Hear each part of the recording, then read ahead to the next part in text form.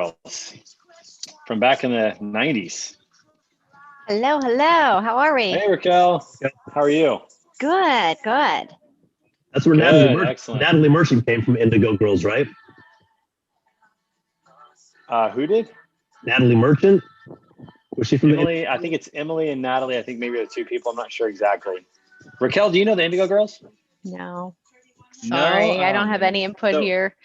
I think maybe Natalie Merchant came from 10,000 Maniacs.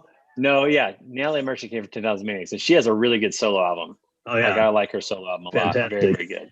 Yeah, for sure. No doubt about it. Well, let's see who else shows up today, huh? Everybody's watching the game. Yeah, promote the panelist. Here we go. Got Coleman coming in. Got Diana coming in. Got Erin coming in here in just a minute. She's here. Hang on.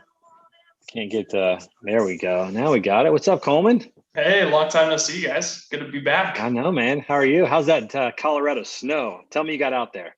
Oh, yeah. So we got about 1.5 feet on Sunday. And it's now more or less all gone in typical Denver, Colorado weather, you know? Yep. I do. I'm very aware of that. It's like I'm just give you the temperature right now in St. Louis. It's 45 degrees. When my wife picked me up from the airport this morning, it was 38. I'm like, what happened? Like, I left, it was 50 degrees. I come back, it's 38. Like, this is I'm looking at the weather right now. I was gonna say it's 50 degrees out here, real feel of 60. So it's a beautiful day. Just nuts. I know, it's crazy. How many of you are streaming March Madness right now during the show? Love it, Justin Coleman. Raquel, are you not doing it? No. Aaron? Nope. Got March Madness going on? No? Greg? No? No, never. People. Guys are working. Aaron's got it going. Yeah. I'm working too. That's right. I can't stay long either. I have to. I just want to jump in. I missed last week. I feel bad. Well, so good to hear your voice. How's everything going? I know. Thank you. Well, welcome back. How was your trip? You're live on YouTube as well, so enjoy. I did. Yeah. I love your hair, Erin. I'm like obsessed with your hair. Thank you. Thanks. Love it. It's awesome. No, my trip was good. I was gone for 9 days. I was in Jacksonville for 2, South Florida for 5, and then DC for 2. So I just got back from DC this morning. Recorded the 4th episode of Bathrooms and Bunkers, so that's exciting. That'll come out in April. Nice. So it'll be fun. Had a chance to interview Ann Rinke, who's the new CEO of TIA, and just incredible woman, just super sharp, super smart, great experience, and great personality. So we joked around afterwards that we would have been friends in high school because our sense of humors were the same, totally sarcastic. And so this interview was much more of a conversation than some of the others. There were many times where I kind of lost my place because, I typically try to go to the next question right away. And there were times where I'm like, I don't remember the next question because we just kind of got talking. So, but it was a good interview. Those are the best conversations though, Trey. Like, well, hopefully it turns out that way. Yeah. Your comfort zone and stuff. Yeah, I think it'll be good. And it also really highlights her, like she's new in the industry, or at least in freight brokerage world. She's been in rail, and she worked for the Department of Transportation under Lane Chow during the last administration. So really cool experience.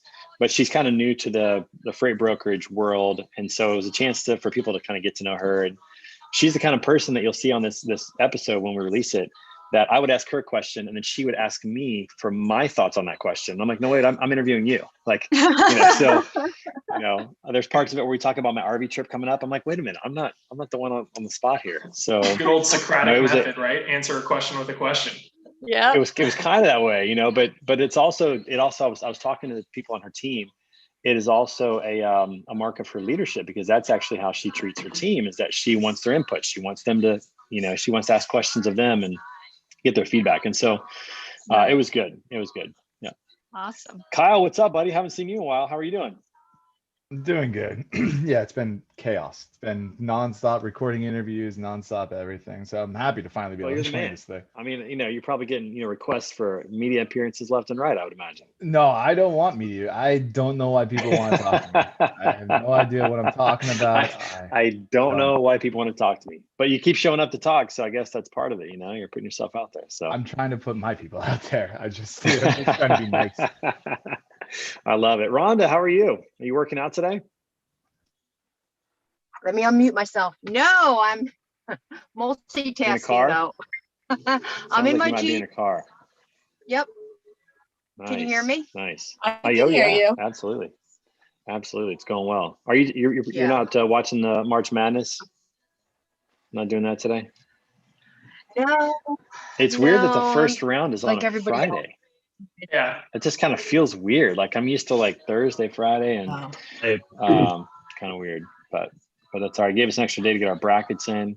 For those of you that are customers of Lean Solutions Group, we did a bracket where we're giving away some cash. That's pretty exciting. We sent that out to our customers, and I don't know how many people we got on that, but that's pretty cool. So anyways, and then also shout out. So as we get started today, as you can see, I'm wearing my Dads of Girls gear. Oh, cool. So shout out to Daryl Mathis for getting it done. I got that. And then I also got a t-shirt. So as the weather warms up, and really nice. You guys know those Freight Waves t-shirts that they gave out, or the What the Truck ones, the black ones?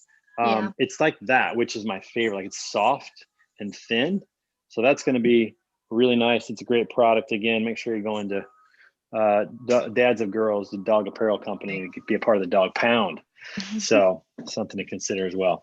All right, so we're gonna get started. So last week had a little flop on my part. Is I had polls and then you guys couldn't take them. You know what? Turns out all I had to do was click a button that says allow panelists to take the polls. Hey, you live and you learn. I literally called Zoom. I'm like, how do I do this? I felt so stupid. They're like, well, there's this button that you just click and it just allows the panelists to take it too. I was like, oh my gosh. So live and learn, but at least now we've got it all figured out, which is great. So for everybody, welcome to Word on the Street, powered by Lean Solutions Group. We're going to get started today with one of those polls since we didn't get to one last week. We're talking about March Madness. So we're going to go ahead and launch the poll. And I just clicked the button that says allow panelists to vote. So now all of you can vote, and we're going to listen to a little Indigo Girls today. I'm feeling nostalgic this week. Listen to some 90s music. Some of you may not even know who they are. And if so, enjoy. So go ahead and take that poll about March Madness. Your kid be. Okay, so the head singer for Smashing Pumpkins back in the 90s actually did a little cameo on this song right here. So when it gets to that part, I'll really crank it up because I'm sure Justin, you'd like to sing along with him. What's his name? Do you know the lead singer of Billy? I figured you would know this. And I'm upset that I can't remember his last name. Crazy. And where's Chris Jolly? Where's that guy? Typically, as soon as that he pops up. I know. That's why I'm saying it. So maybe he'll do that. Raquel, it's Billy okay. Corgan. Billy Corgan. Billy yes. Corgan. Okay. So he'll be making an appearance here shortly. My daughter and I were talking about that. She said, who makes up the words? Like, where do words come from? So we're kind of talking about that. And then I said, like sometimes it's a product, sometimes it's whatever. And so like Google wasn't a word really until Google came about, and then she's like, that's right. And now we just Google it. So it was kind of funny, but yeah, it's true. Like, can you imagine going back 20 years in a time machine and somebody asks you a question and you're like, I don't know, Google it. You're like, what? What is that? Think about how many things didn't exist just 20 years ago that we now rely on. Like that we spend our entire day using and utilizing our phones. Exactly. I mean, you couldn't live without social media, unfortunately. I mean, think about this, even if you don't use social media, if you're in business, you kind of almost have to for at least LinkedIn, at least, if not other platforms. I mean, we do business on social media. We have our phones now. We have laptops. We have, back in the day, the laptop didn't really exist, for a long time. And now it's like this tiny little thing we just carry around. Or iPads, people live on those things as well. So that was my favorite thing to talk about. Here we go. Like, okay, you recognize this voice. Hang on. I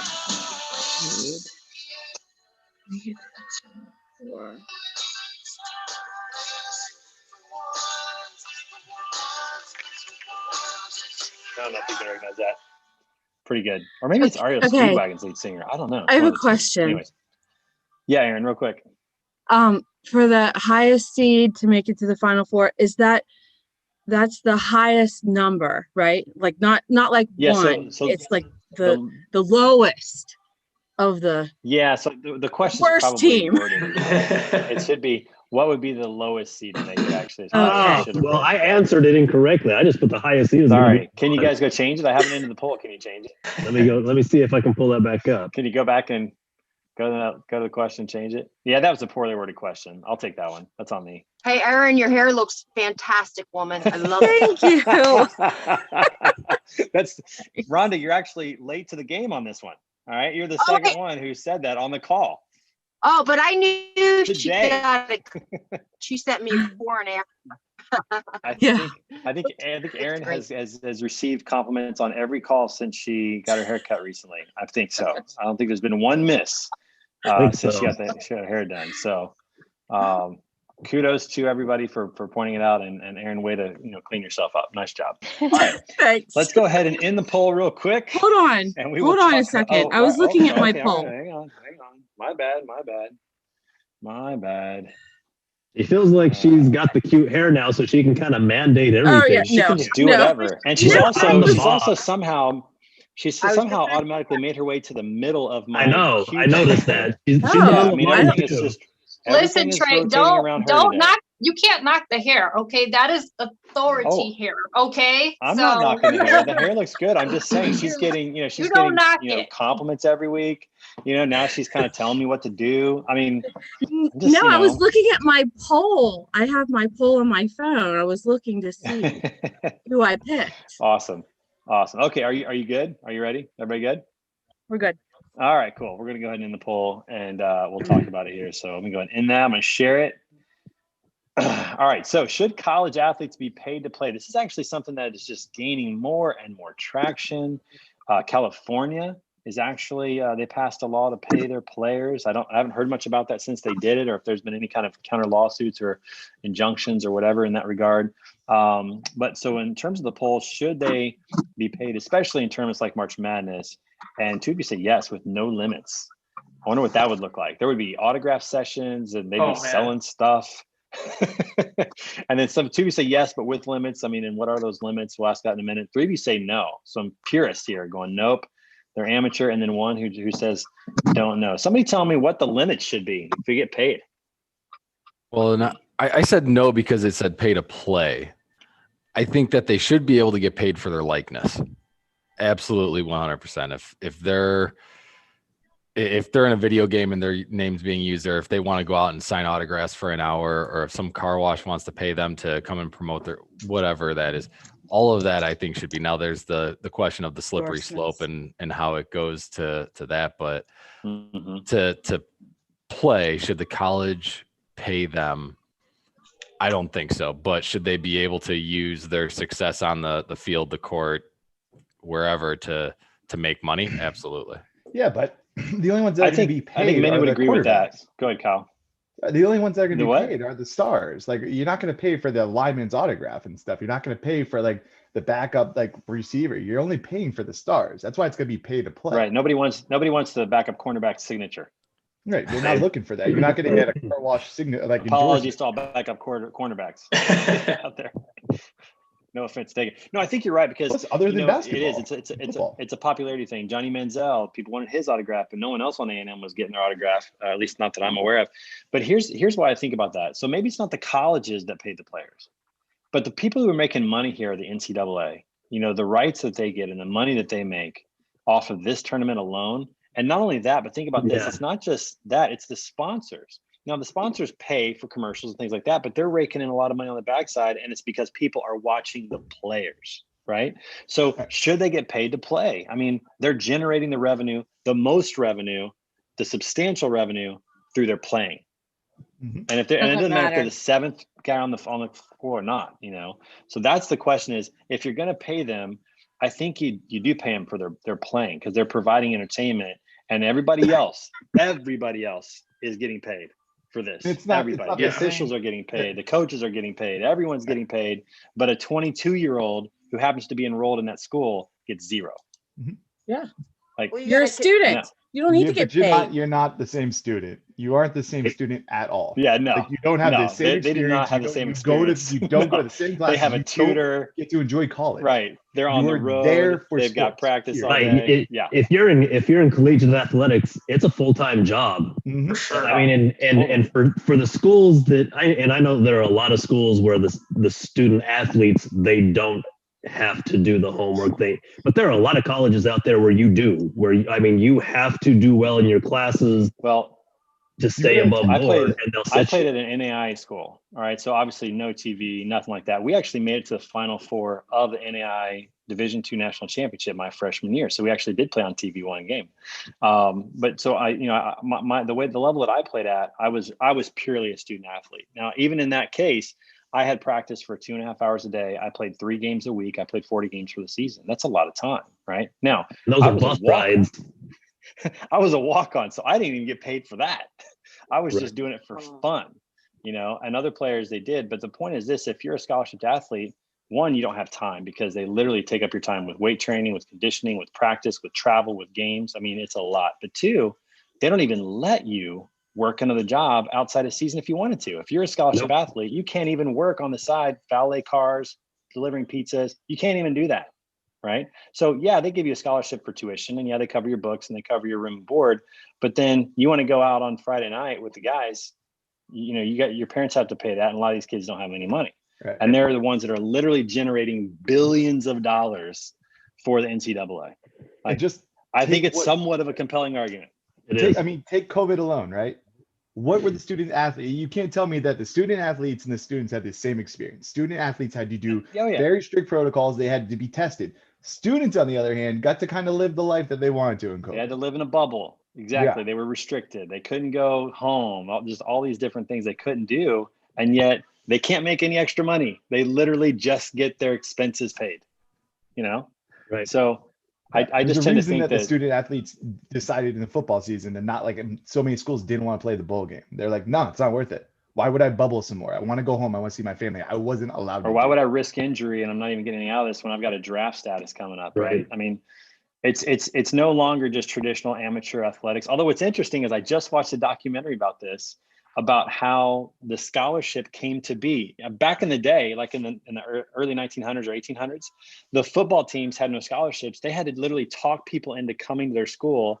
And they used to have ringers, which were people who came to the school to play football and weren't even enrolled in classes. They literally came because the football team took on the reputation of the college, right? So that was like how they got a big name for themselves, was through their football team. So they would get ringers to come in and play football. They weren't even enrolled in school. And then finally they went for the scholarship. They called it subsidizing the football program. That was Georgia Tech, now, right. And now you've got Michigan State. That's so crazy. You've got Michigan State now. Think about this. So not only are they not paying players, but now Michigan State is literally being announced as Michigan State powered by Rocket Mortgage. Like they're actually sponsored by a company and the players are getting nothing. So I actually read a follow-up article on that. I read a follow-up article on the Michigan State thing, and they said that they're not going to go by that name, that they're not going to have that tagged on to the end of their name all season. So they're getting the money, just not the name. Yeah. Rocket Mortgage is awful. But think about how amazing, like the NFL, when they're announcing what college they went to, and they'd be like, Michigan State powered by Rocket Mortgage. Right. That's right. Okay, now here I have a devil's advocate question. If they're going to start paying these college players, what is, like my son is in high school playing baseball, and with his schedule, he can't work. So, and the coaches are getting paid. Now, I mean, minimum, but they're still getting paid. Yeah, not a lot in high school. Yeah. So are we going to go down to that here's level what I would too? say. If you're a 17-year-old and you can make money, I mean, think about this. What if he's a YouTuber? What if your son's a YouTuber and he's getting money from YouTube, but he's an amateur athlete? Is that going to be illegal? I mean, technically he's not supposed to, make money off of what he's doing. What if he's like doing videos on his baseball talent on YouTube and he starts making money out of that? Is that going to become illegal for him? Is he going to be ineligible to play high school baseball? Like, I don't care. Like, if you're young enough and you can figure out how to make money off yourself, I think you should be able to do it. Right. To me, I think basically what it comes down to is if you are generating revenue, you should be reimbursed for it. And in college athletics, you're generating a ton of revenue. In high school athletics, are you really generating revenue? I mean, there's some schools where it happens a bit, but the players get a cut of the profits from the concession stand. That's exactly right there. Exactly. Like because I'm in charge of the concession stand, so no. They got you get a free Skittles bags. You get a free Twizzler. You get a free Twizzler after the game. So, but yeah, bag, take cheese my fries. Jersey. If I get a home run, I want cheese fries. If you're generating revenue, you should get something for it. If you're generating revenue in college basketball, college football players, they generate billions of dollars in revenue. It is unbelievable. So then we just stay within those sports though, and that's kind of one of the things is that, in full disclosure, coming as a former college swimmer. And the amount of revenue that I generated was exactly $0, right? You might have cost money. You just cost money. Exactly. But that's what I'm saying. Like, and maybe it is my bias coming in though, that, looking at all of the sports across the entire university, if you're going to start paying one particular sport, that money's got to come from somewhere, right? And the quickest place that's going to come from is, okay, where are these sports that are not generating revenue? And you're going to take somebody who baseball is actually one of the ones that's up there too, where a lot of those programs are getting cut. Wrestling getting cut, like all of these programs where you have kids that are going into college and they may be able to get a scholarship. They may have to walk on, but they can at least go to a program. I'll say hands down, being a part of the swim team taught me probably just as much as the classroom did, because it taught you how to be responsible with your time. It taught you how to be responsible with your decisions, right? And it got me into a position where it taught me, maybe didn't teach me at that point because I had already, I'd like to think, had a decent work ethic, but it reinforced a lot of the habits that I had that got me there. And to pull that away from other, potential, I know they're over 18, so they're not kids, but right. It's gonna the money's gonna have to come from somewhere, and that's where we're gonna see the impact, I think. Yeah, I mean, it's very possible, but my thought is this: like, again, if these corporations are paying, I mean, like ESPN is paying the NCAA a lot, right? So that's where the money comes from. It should come from them. It shouldn't come from universities. Salaries. They shouldn't cut programs for it. Sorry, Kyle, you were going to say something. I jumped in. You go. No, sorry. Yeah, look at the coaches' salaries. I mean, in NFL, like college football, $9 million a season. Insane. For a football coach. And they've got like $9 million. Analysts. Like that's more than probably 90% of the CEOs of companies that generate $100 million, $200 million a year. They're not making that much. It's just absolutely crazy. So I don't know. I'm definitely with you, Greg. I think for the majority of athletes, right? Most college athletes are not going to benefit from that. Their life's not going to change. But for the ones that, like Justin said, are generating the revenue, I feel like they should be compensated in some way for that, more than just a scholarship, because that is like less than a fraction of a percent of what they're actually generating. Like the players in the championship game. I mean, think of all the ad money that goes into the CFB championship game. I mean, it's ridiculous. So I don't know. It's a touchy subject, but I tend to side on the athletes on this one because I just feel like they're losing out on that, and they're putting their bodies on the line, especially football players. So that's my thought. Okay, let's move on. That was one question. Okay, we got 10 more to go today. So that was one. All right. So we're 23 minutes in. Question 2 is how many games will be canceled due to COVID during the tournament? And I'm not sure how it's going to impact it. Obviously, we'll see what happens. 2 of you say 0. 4 of you say 1 to 2. Let me ask you a question. If they cancel a game, does it forfeit the next round?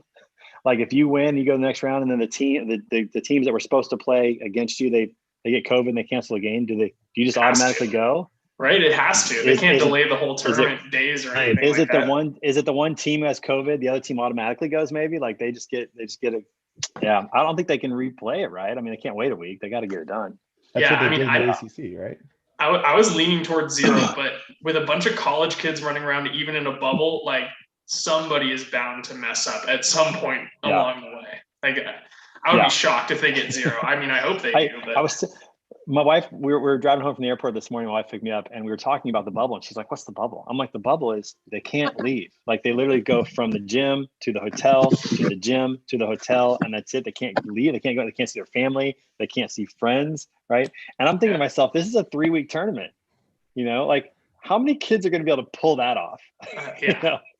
I think it's going to be quite low. So So two of you say 0, 4 of you say 1 to 2, 2 of you say 3 to 5. Nobody said more than 5. So, we're thinking that a small percentage of the kids are going to mess it up, but it'll be interesting. I think that'll be pretty sad if like you're a small team, like a mid-major team, and you don't even get to play the game because of COVID. I'd be so pissed. Oh my gosh. I'd be or just so hope mad. that the other team is the one that has COVID, and at least you get to move up the tournament ranks here. Right. Well, yeah. I mean, I guess that would be okay, but yeah, if somebody else does, that'd be pretty rough. So, okay, question 3. What will be the highest seed? Well, I meant lowest seed, so we'll just see if this number works out or not. But 5 of you say that a 4 seed is going to make it to the championship. And then 1 of you says 2, and then 2 of you say only ones, all number 1 seeds. I think this year. So one of those 1 seeds was me, and I was reading. I was saying what's the highest seed. I was like, well, yeah, of course the one's going to make it. So yeah, my bad. Okay, all right. Well, then we'll let that one slide. Bad question. But here's my thought on that.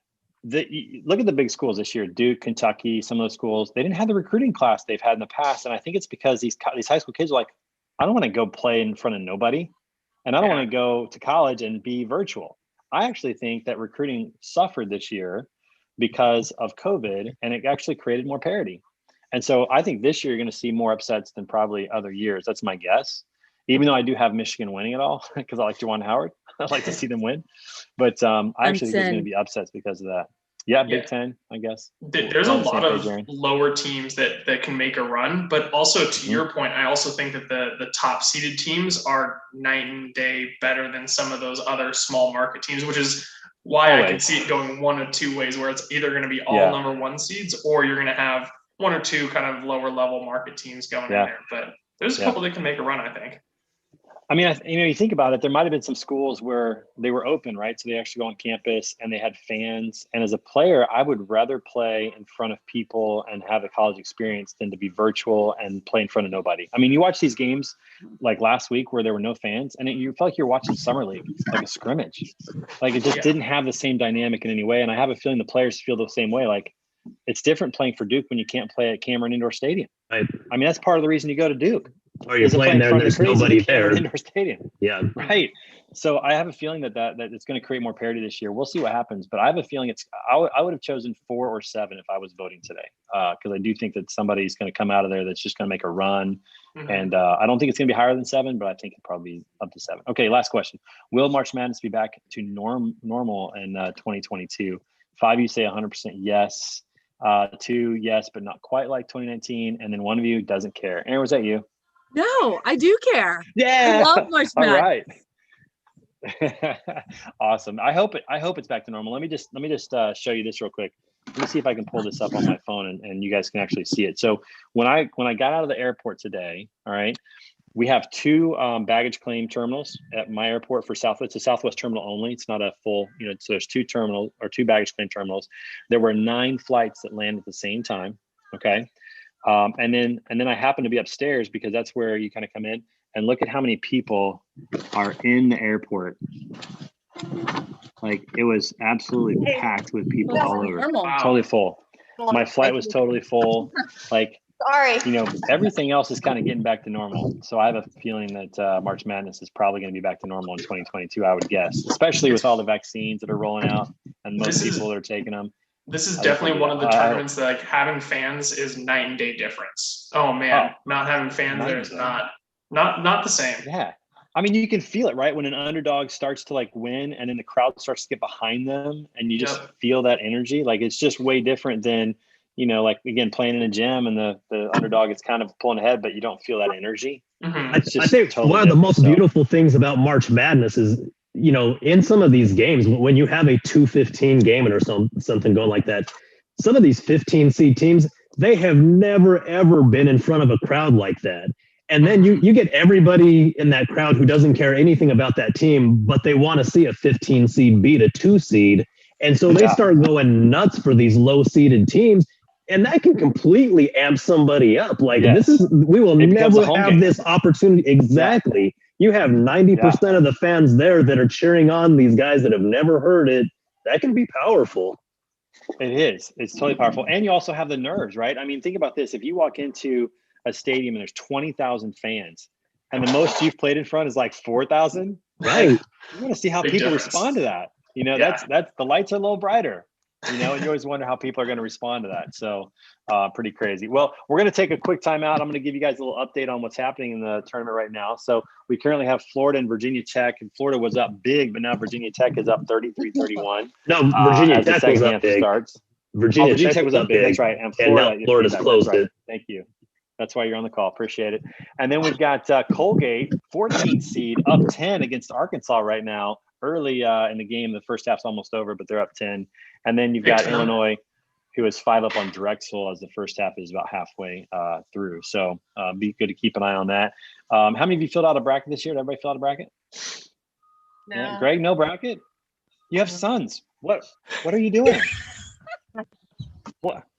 I mean, you talked Pinewood Derby like 2 weeks ago. Like, I know you're doing man things. Absolutely. If you want to talk about using a Dremel drill to form, by the way, my younger son won most car-like in that, so we were very excited. Hey, congratulations. No, this year, That's honestly, cool. it snuck past me and I just missed it.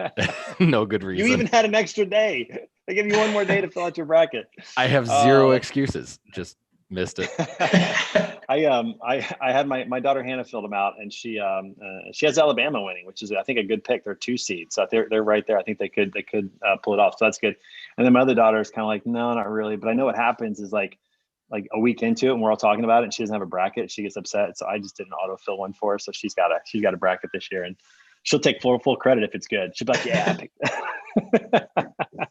So we'll see what happens on that. Okay.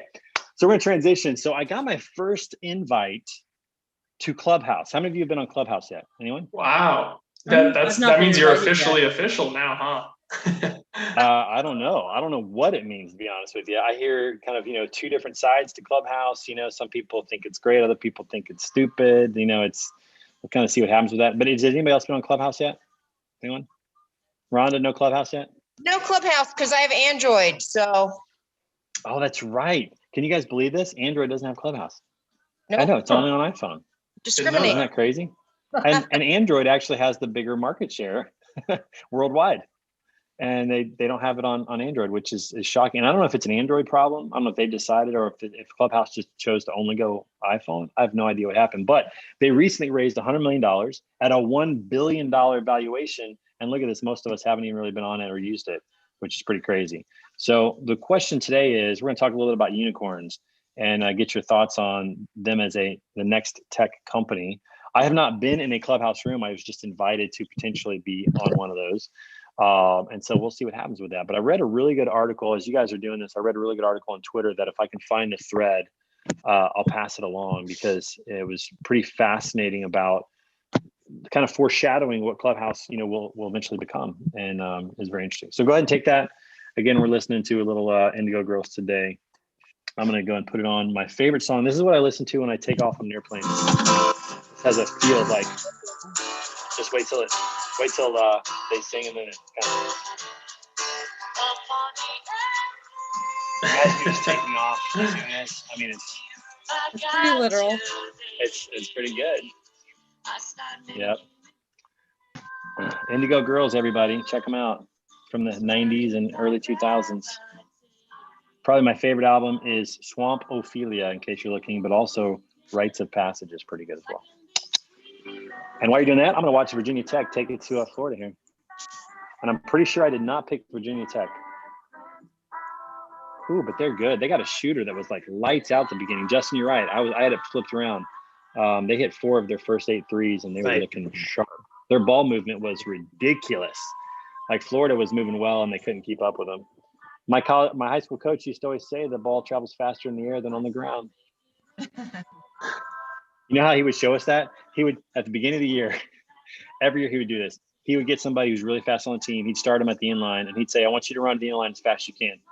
And they'd start running, and then he would just roll the ball down there. He's 65, and the ball got down there like twice as fast, of course. And he goes, if you think you can dribble the ball down the court faster than you can throw it, you're wrong. And taught us a lesson to, throw the ball against the press and get it down the court. We used to have this play where as soon as the other team scored, our 4 took it out of bounds, threw it to me on the sideline. I literally just threw it up the court because we had our 2 running, and he would catch it, and we would often score a layup before the other team even got across half court. It's pretty cool. Good old Christian Laettner move, huh? Good memories. Good memories. I didn't have the Grant Hill baseball pass. I'm not gonna lie. I had the one where I'd throw it and it'd come rolling off my thumb or off my pinky and it'd go down or something. I had pretty small hands back then. Still do. Yeah, it was not good. It was not good. I've got some pretty fun stories about my high school basketball days. I'll have to share those with you guys sometime. I could have really been something. Could have been a contender. It didn't work out. Didn't work out.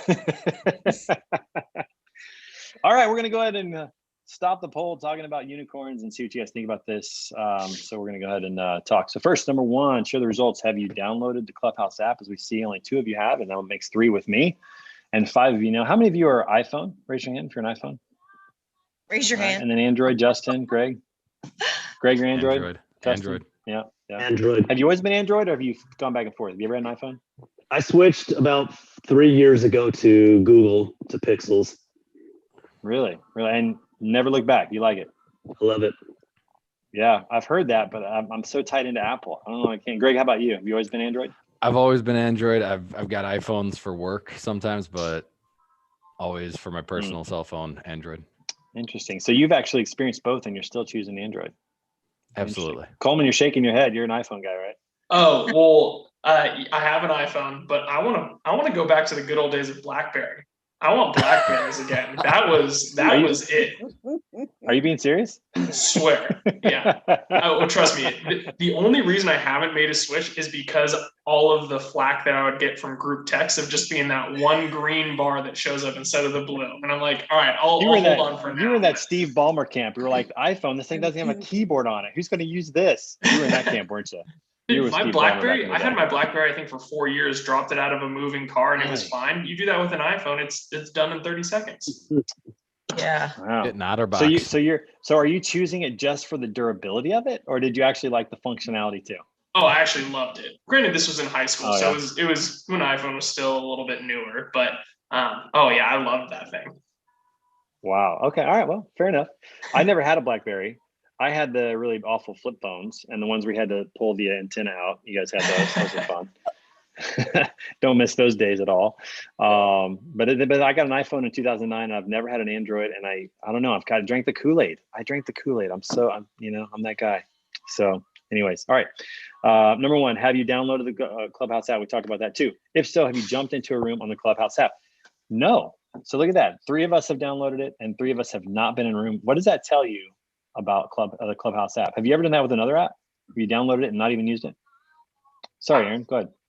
Well, how do you get into a room if you download it, you create a profile, and it says, "We're getting your room ready," like for months. Okay. What do you do now? I don't know. I'm not the expert. I'm assuming you can search and find rooms that are live and just jump in and listen. I don't know. Like there's nothing. I can't. And if they're not making the customer experience easy, that's also an issue. I don't know if it's user error on this one, Erin, or if it's a programming error. I'm not sure. It's programming error.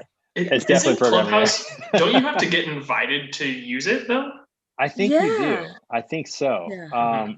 I don't know. I mean, I didn't try to download it on my own. One of you has an iPhone right now who hasn't downloaded it. Should try. Go and see if you can search it and download it. See if that happens. But I don't know about that. But it says something to me. It's a small sample size, but 3 of us have downloaded the app and none of us have been in it. That's interesting. That doesn't happen too often when you download an app. At least I don't think so. Question 3: will Clubhouse be the next big social media app? 3 of you say yes. 4 of you say no. Who thinks it's going to be the next big social media app? Justin, why do you think so? Simply because I keep reading a bunch of articles about it, and I'm not reading a bunch of articles about anything else going on right now. So which again, I'm an Android user, I'm not using it, but I just keep hearing buzz about it. So somebody's laying groundwork. So I would imagine people are going to cash in on it.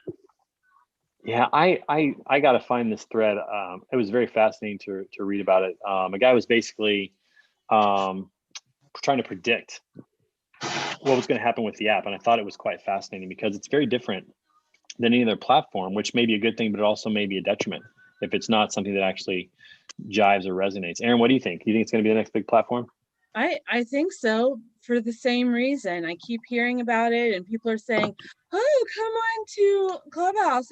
I'm like, yeah, I'm not in the club. Thanks anyway. It's like it's a feeling of It's that totally feeling of I didn't get an invite to the party. Like, this is, exactly. You guys are a bunch of jerks. And I hate you awkward. All. Like, do you say, "Hey, can somebody give me an invite?" Like, do you say that? What do you do? Right, because that's like, "Hey, can you get me into the party? Can I get in there?" Yeah. I have a free case of beer. So, somebody's gonna go, "Erin Smetic, how did you get in here? Who invited you?" It's my haircut. Yep. Right. It's the haircut. That's right. You own the place. That's exactly how it works. Justin, if I can find that thread, I'm gonna send it to you. I cannot remember who did it, but it was so good. I thought it was pretty compelling. So I'm kind of torn. Do what, Rhonda? Do you know why you have to have an invite? Like, what's the purpose of that? Yeah. I don't know, except the exclusivity of it, right? It almost like makes it. I don't think Cloud Control. They want people on the app. In the name. I think it's in the name. It's just like Clubhouse, you got to be in the club, to get in. and Diana is always up in the club. So we know that for sure. Oh my God. So, you will find her in a club, a pocket full of dubs. It's going to be more than a dub, Justin, more than a dub. Mama, she got what you need. All right, so moving past 50 Cent, let's go to the next question. Are you more likely to join a room in Clubhouse to listen to a conversation or to lead a conversation? All of you chose listen, which I think is fascinating because you show up every week here to talk and you have good stuff to say. It's our comfort you guys have zone. Good content. This is the comfort zone. This is your safe room, your safe place. Yeah, that's the third option of don't care. You're right. I didn't put it on there. I'm so sorry. I would say as long as you make a chat room or whatever it is for word on the street, then we'll be chopping it up all day. Mm-hmm. Well, see, and I'm going to give it away because I can't find where it is right now. But I'm going to give away the article, and the article is this: because Clubhouse is only featuring live content, like when it's live, it's almost like watching TV 20 years ago. You have to show up at the right time. You have to be there, and if you're not there, then you miss out on it. Like it's not on demand like you would think, or like YouTube. It's not constant content. Whoever the content creators are, the room managers, it's whenever they decide to go on that you have to jump on. And so it's not convenient at all in that regard, and it almost takes you back to the days of my show's on at 7, I got to be in front of my TV, right? Which nobody wants to do really. Like that's not really something that people want to do. But it also creates exclusivity though. It's like people standing outside of Studio 54. There were people that would stand out there like miles long just to get inside because there was always a chance you weren't going to get invited inside, but it made it all the more desirable to feel like, can I get invited inside? And I think part of the exclusivity of Clubhouse is going to be, can I get in there? It's a little bit restricted. So can I be one of the chosen ones to get in? Right.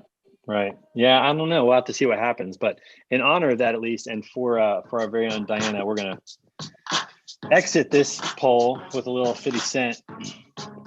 Probably going to get a copyright problem for this one today, but it might be worth it. But Diana should sing it.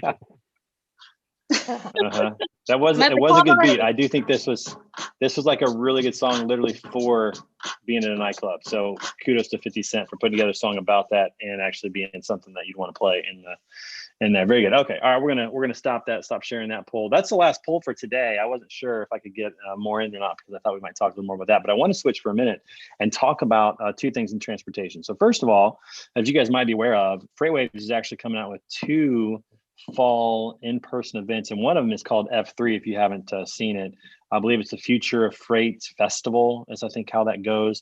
And they're trying to get 12,000 people to Chattanooga, Tennessee. What's the over/under on that? Who's going to go with the over or the under on that?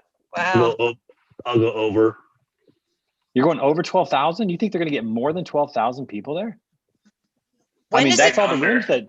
So Craig said that they only had 12,000 hotel rooms in the city. That's why he threw that number out there. So they go over. We're going to be splitting rooms, my friend.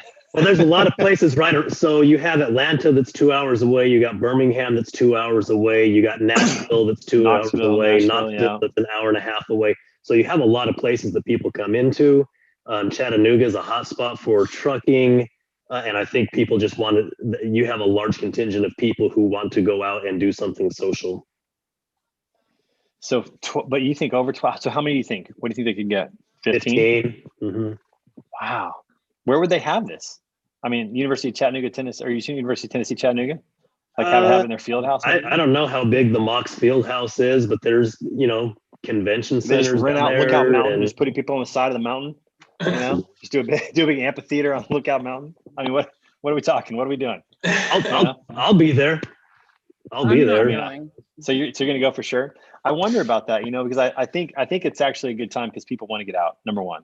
And we've got a bunch of clients that are there, so I'll be there.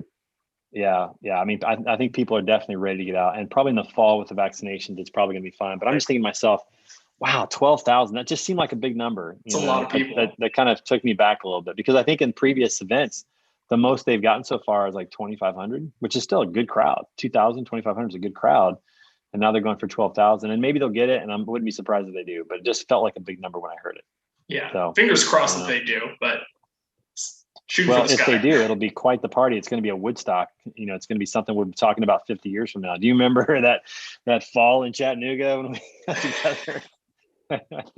Well, if they do have a live event, they better make the speakers energetic and exciting to listen to, because these summits are boring. I can tell you one who thinks he's going to be on the main stage, and he might just actually pull it off, and that's our very own Chris Jolly. That's on his list. It's on the bucket list, is to be on the main stage at Freightways. So, we'll see if he can pull it off or not. But he's certainly working hard to get there, and I hope he does. So let's just keep blowing up Craig Fuller's inbox and just saying, "Get Chris Jolly on main stage." Dude, we should do a campaign, right? Hashtag. We'll do an email blast every day. Craig's going to get an email about Chris Jolly being on the Freightways stage, and we get Dooner. See if we can win over Dooner somehow and get him to plug it from the inside. So we'll write a song, Trey. Do what? You should write a song and play it on What the Truck. Oh, I'd be happy to do that. That's not a problem at all. I don't know if he'd be any good, but I'd be happy to write a Chris Jolly song. He's not even here. This is what this guy's done. Look what he's done. He comes every once in a while, right? He always looks late if he's here, and when he's not here, we're talking about him and bragging on him, and like, what is going on? What has Chris Jolly done? He has totally branded himself in a way that we are like passionately defending him. That's the way it works. Don't know what's happening, but anyways. Okay, so the second thing I want to talk about in logistics, and we'll probably end on this today, is I'm curious to know, for those of you, especially like Greg, you're in the mix every day.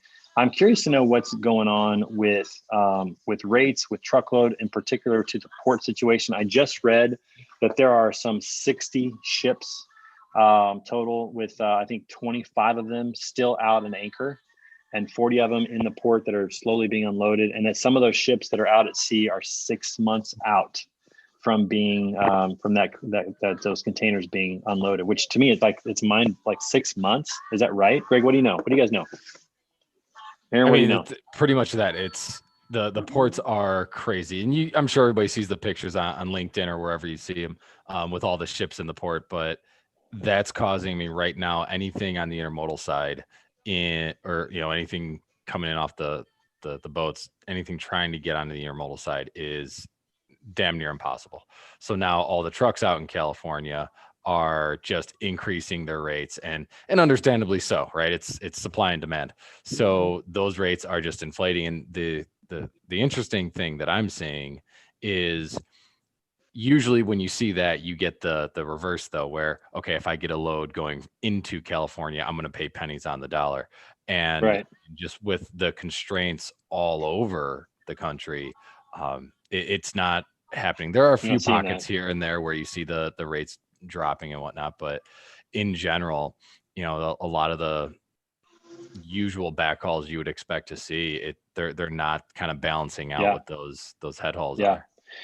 Well, and I'm thinking about, as we approach spring and summer, we're going to get into produce. We're going to get into construction, because, these Midwest states, they don't do construction through the winter. A lot of them, because they can't, some of them do, but most of them can't. They're not pouring concrete. They're not building houses. And now they're going to start doing that. And you've got the port situation. I mean, I'm not seeing any indications that rates are going to come down anytime soon. We had our town hall yesterday, which is usually on Friday, which is why I miss you sometimes. But anyway, we had it yesterday. I see where your priorities are. I see. Okay. But we had one of our carrier partners in LTL, Andy Carpenter, go in depth about all the issues, and he doesn't foresee any time soon, with at least 6 months before there's any type of slightly catching up, and capacity's demonstrating that. So you're looking at fall before you might get a reprieve, and even then you don't know. I mean, at that point we should have the vaccine pretty much distributed, I think, for the most part. I mean, they're still I heard that they're gonna start looking at vaccinating kids all the way down to 6 months old. Like they're gonna keep working their way down. So like high school kids and middle school kids soon, and then they're doing tests for different age groups: 12 to 9, 9 to 6, 6 to 3, and there are something like that. And then all the way down to like a 6 month old. They're going to keep doing that. So that's probably going to continue a little bit, but you'll get rid of produce. Construction will come down a little bit, but that's none that's going to happen until the fall at the earliest, maybe 2022, which is pretty wild. I mean, to think about that, like this rate, the kind of bull market of rates going up has been, it's going to be probably a 2-year run. I mean, is what it's going to be, which if carriers can't figure out a way to make money and actually like be smart about it, we'll be in the same trap, but good night. They're getting quite a run right now for their trucks. So don't build a house right now. Yeah, seriously. Like I went to Home Depot for some 2x4s, and they were $5.50 a piece. Oh yeah. For a 2x4. And now, I mean, just like a year and a half ago, they were like $3. Right. It's everything's really gone up. In fact, here's another little tidbit from that. This has really upset me. My insurance company raised my homeowner rate by 40% this year, and their justification was that if my house burns down this year, it's going to cost them that much more to build it. That's awful, Trent. Yeah, they have my rebuild price. You know how they do that? Like they say, what's the cost to rebuild? Okay, my house, the cost to rebuild my house, they put it 25%, no, 30, a little over 30% higher than what my house is worth. I'm looking at them going, why are you even insuring my house? Like, you're saying it's going to cost more to build than it's worth. Like that doesn't even seem like a good move for you. But that was their justification is, hey, listen, if something happens this year, it's going to cost us more to rebuild because of the materials. I'm thinking to myself, that sucks. Yeah. I mean, they raised it, Trey. Crazy. They raised it. What? When did they Who raise? Did? That was Progressive, and that's here in St. Louis. I actually called my broker and I said, hey, can you, this is crazy. Can you get me a better rate? He said, I can't get you a better rate. And then he looked all over, and I'm thinking, great, you didn't do anything. You didn't do any work. That was my first thought. So I did it on my own, and they all came back with the same thing. And I literally said to one of them who was quoting, why did you put that, rebuild value? Like that's not even, I could do it myself. And I know how to do it myself. I could do it myself for a third of that, and retail probably half or maybe, 2/3 of that. That number's not right. And that was the reason for every rate that I went after was crazy high, significantly higher than I've ever paid. And that's what they did. So if your rates go up at all, wherever you are, that might be the reason why. But that's like the trickle down effect of everything. My mortgage payment went up by $40 a month or $35 a month this year because of the shortage, because of the insurance. We just wait. What are you gonna do about it? Wait, but you can't. It can't go up if you have it can go up. Rate. But how if you have a fixed rate? Because each year the rate, not the interest, the insurance. The insurance component is what raised the mortgage. Well, I'm saying like I pay principal and interest and taxes. I pay all that in one because we I got you. We have an escrow account. But I'm saying my escrow account was short by $500 or something like that, $400 or $500, and so they're making that up in every payment now moving forward. And again, I mean, I can't do anything about it. I can't find an insurance company that will lower the rebuild cost because of materials. So this is the result of, it goes back to the supply chain. Like wood's not more expensive to make; it's more expensive to move. That's what's going on. Mm-hmm. The cost of the product itself is not going up; it's the cost of transportation. And now, like that was the first one that jumped off to me, and I'm thinking, oh my gosh, like that's significant. I paid $27 for 4 scoops of ice cream down in Florida the other day. And that might have just been stupidity on my part. But I'm thinking to myself, I feel like everything's going up. We were on vacation, right? So what kind of ice cream did you get? I was gonna say, better have been the best ice cream you've ever had in your life. Did it have gold sprinkles? That was Haagen-Dazs. I did not get sprinkles for that. There were no sprinkles involved. I knew we were in trouble though. We walked in and there were no prices. When you go to an ice cream parlor and there's no prices for anything, they're like, we do milkshakes and double scoops and triple scoops and waffle cones, no prices. Oh, I knew I was in trouble. But there were no other ice cream shops, and we already told the girls we'd get it. So I was like, here we go. Here we go. What am I paying for this? Here's my card. So yeah, exactly. Just so to go back to our initial, I don't think the rates are coming down anytime soon. It's crazy, absolutely nuts. So at what point do you think there's a breaking point? Do you think there's a point where some manufacturers would ever say, we just need to buy our own trucks? Like, do you think it'd ever get to that point where they would say, if we're going to spend this much on all these loads, maybe we should just buy a truck and get a driver? I don't think that I feel like doing that. I'm sorry. I don't think, I was going to say the rate isn't going to be what drives that. It's the longevity of the situation. If it seems to be short term, I think anybody can look at it and say, okay, you got to bite the bullet and get through it, but then you'll come out the other side and you'll see some benefit. If it's, hey, this is what the new rates are, period, for the next years, then yes. It certainly feels like that. I mean, like we're talking, I mean, if you look at the conditions, when do these conditions really change? And like right now it's another 6 months and that's been a year. So we're at 18 months. What is the longevity, would you say, where somebody would really look into that? 2 years, 3 years? Well, what do you think? They're thinking when the customer's buying habit shifts, because right now it's all goods, right? So retail inventory levels are extreme, like low. It's been insane. So when the buying habit shifts and people are vaccinated and they can move, that's when they're guessing that this could flip over and we could start to see a little bit of relief. But I mean, we do the same thing. We put out a market report and like we bring all our customers on there and every one of them's like, this is horrible. Like, is there any light? And we're like, it's not until probably fall. Yeah. And here's why. And it makes sense, right? I mean, it really does. You got produce, you got vaccines, you got construction, you got the port situation. None of that's going to relieve until fall. So at the earliest, it's pretty crazy. So, well, hey, everybody, listen, we're going to call it a little early today. You can go to the March Madness and check out some games. And then we'll be back on next week. So great to see you guys. Thanks for joining as well. And we'll see you next week on The Word on the Street. Weekend, everybody. Bye. Bye, everybody.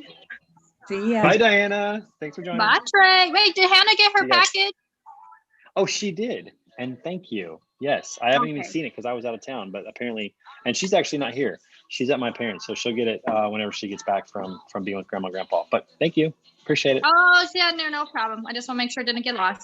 Toodles. Yep, absolutely. All right, talk to you later.